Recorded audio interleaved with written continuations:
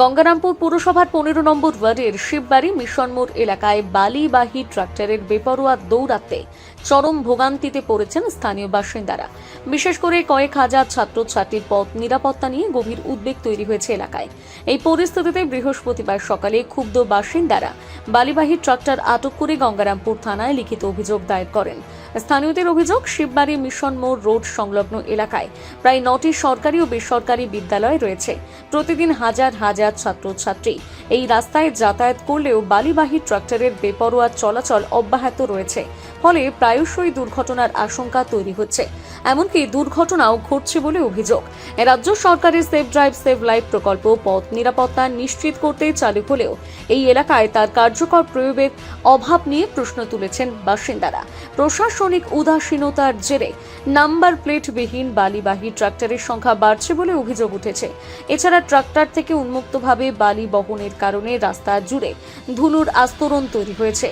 সেই ধুলো বাতাসে মিশে বায়ু দূষণ বাড়াচ্ছে, যার ফলে স্থানীয়দের মধ্যে শ্বাসকষ্ট সহ বিভিন্ন শারীরিক সমস্যার সৃষ্টি হচ্ছে।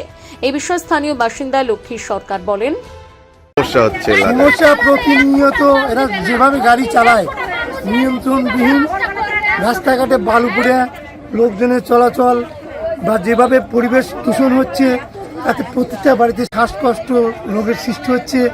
আমরা বারবার এদের বলছি পথ পরিষ্কার করো, জল দাও, তোমরা ব্যবসা করতেছো করো, আমাদের কোনো আপত্তি নেই। এমনকি মানুষজন কিচ্ছু মানে না, বাম্পার টাম্পার যে নিয়ন্ত্রণে চালায় কন্ট্রোলের বাইরে। এ যাচ্ছে একটা অঘটন ঘটে গেল, একটা মেয়ে বেঁচে গেল, লাভেতে একটা কুকুর মারা গেল। প্রতিদিন এরকম করে চালাচ্ছে এরা। আমরা চাই এর ব্যবস্থা হোক। এই রাস্তায় তো অনেকগুলো স্কুল আছে, সেক্ষেত্রে আপনারা যেভাবে চলছে ফলে স্কুলগুলোর ছাত্রছাত্রীদের কি সমস্যা? ছাত্রছাত্রীরাও তো যাচ্ছে স্কুল দিয়ে, স্কুলের টাইমটা পর্যন্ত বন্ধ দেয় না এরা। সব সময় গাড়ি চালায়, প্রতিটা সময় গাড়ি চালায়। স্কুল টাইম যে বন্ধ রাখবে তাও রাখে না এরা।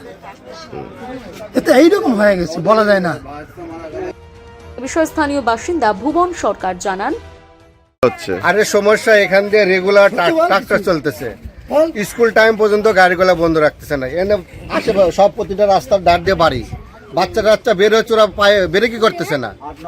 এখন একটা মানুষ আর কুকুর একসঙ্গে দাঁড়ায় ছিল, কুকুরটাকে মারি দিতে চলে গেল, তাহলে একটা মানুষকে যে মারি চলে যায়, মানুষও তো ওখানে দাঁড়ায় ছিল। আমরা এর একটা ব্যবস্থা চাই।